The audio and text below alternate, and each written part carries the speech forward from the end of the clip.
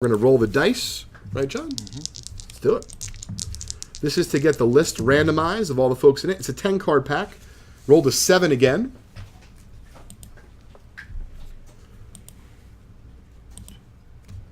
Randy White's rookie is in here. And you have a lot of great Hall of Famers, whether it be from the Steelers, guys like Bradshaw and Ham. If I'm not mistaken, Joe Theismann did not make the Hall of Fame, right? No. Oh, no, I don't think so. I know. I always do a double take when I'm doing the 75 Tops rookies when I do the write-up about who's a Hall of Famer versus not. And, I don't remember much of Joe Theismann's career, Lou. In your estimation, yeah, did he not play enough to make the Hall? Is that what happened? Or was he just not good enough? I don't know. It's difficult with the NFL because everybody makes the Hall. I know, and that's why I think if he didn't make the Hall, he was either hurt a lot or he really wasn't good enough. I've seen some people in the Hall. He was good enough, wasn't he? Although maybe the standard's a little higher with quarterbacks. Maybe. So before we bust open the 76 Tops football, this is really neat. So Ted H., who I think has bought from us before, just mentioned that his 12-year-old loves his T206 collection in my office, meaning I guess Ted's office. It'd be great to get him the auto. So we appreciate making the comment, Ted. Management will take your comment under consideration. And we will be announcing next Wednesday at 4:30 to start the show, Lou, who's going to be winning this card. Nice. Lots of people want this card. They want to break into that T206. Absolutely. So the first card coming out of 76 football will be right there. The 10th card will be there. Timothy, you get the first card. Ted H. Ted H. That's really funny. Ted, you're in this break, and you just mentioned your comment to try to win the T206 for your son. One thing that's really cool.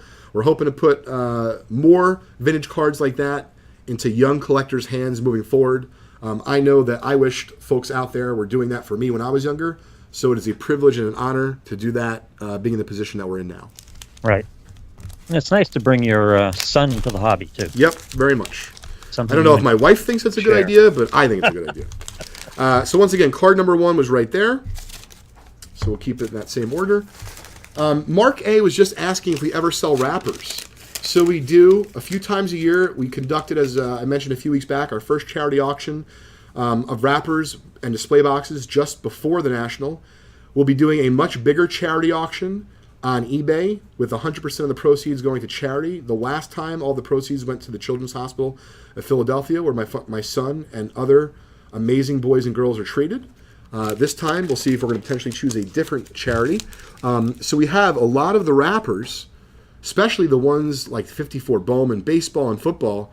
They bring pretty good money, and the condition they're in is exceptional because we've literally opened them, we've flattened them, and they've been stored like that since until we sell them. Furthermore, Mark, and Lou, I think I mentioned this before, we've actually started to get a small amount of donations. We didn't make a big do about it, a big announcement. But for other folks that have wrappers, maybe you have an autographed baseball, something like that, we're going to try to keep it small still. We want to make sure we can execute on our promise to deliver this charity auction. But we're happy to take other donations. We're going to run it all the same week on eBay. All the proceeds will go to charity, 100% of the proceeds. We will make sure we advertise that auction as we come upon it. I know that a lot of the folks out there who are fans of Vintage Breaks are anxiously awaiting it, Lou, because they're waiting for that special display box or wrapper from something that we've opened, and they very much want that as like a companion piece to their set or individual card they're hanging on to. Makes sense. Yep. You know Joe Theismann was a Jersey kid, right? I did not know that, but I do now. Born in New Brunswick and went to South River. Wait a minute. Joe Theismann was born in New Brunswick, New Jersey? He was. I have to get Joe Theismann here live from the 459. I wonder if he has an affinity towards Rutgers. I'll see if we can get in touch with him. He went to South River, New Jersey. He was a Super Bowl champion one time, NFL Most Valuable Player once, 2 times Pro Bowl, first team once, Offensive Player of the Year once, NFL Man of the Year, 70 Greatest Redskins, and Washington Redskins Ring of Fame. Should be a Hall of Fame guy. Listen, he's got my vote. It's a good resume. Absolutely. So Mitchell just said he's been trying to get his cousin Luke into collecting. He can't think of a better way than to start with a T206. Specimen. I gotta tell you, good word. I like to use that to describe cards. Specimen. That gets you bonus points, Mitchell. And Mark said, love the idea of selling them for charities and to keep an eye out for those. Awesome cause. Yeah, Mark, we couldn't think of a better thing to do with it. We're looking forward to it again. So check out this Harold Hart, 8 squared. I don't know if someone has access to the Pop Report, card number 126, 1976 Topps Football, but this card is spot on. Beautiful. And certainly not a household name, but could still be worth hundreds of dollars. Pretty cool. Spots in this break, Lou, were $27.50. And that last card was hundreds, you say? If it's a PSA 10. If it's a 10, yeah. And it could be a little bit more depending on the pop. Could be less depending on the pop, too, to be fair. Spot 4. Again, because people don't think of this much. They think of big names and they think of stars, but you get a 10, and it can be valuable. Yep. Especially depends on the set as well. Oh, my goodness. Okay, this is wild.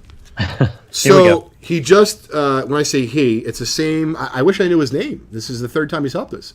Mr. BPD and a lot of nines just said that card number 126 from the 76 Topps Football set, there are no PSA 10s. No 10s.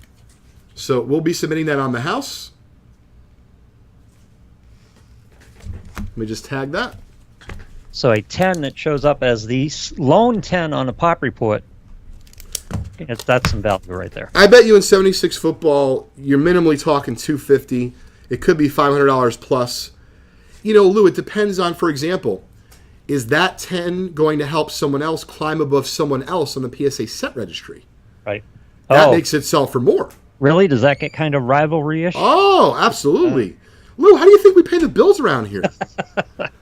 Jeez, the thing behind me was $1,200. Come on. Keith Post helped us out on the PSA page with no PSA 10s on Hart. Oh, thank you, Keith. Yep.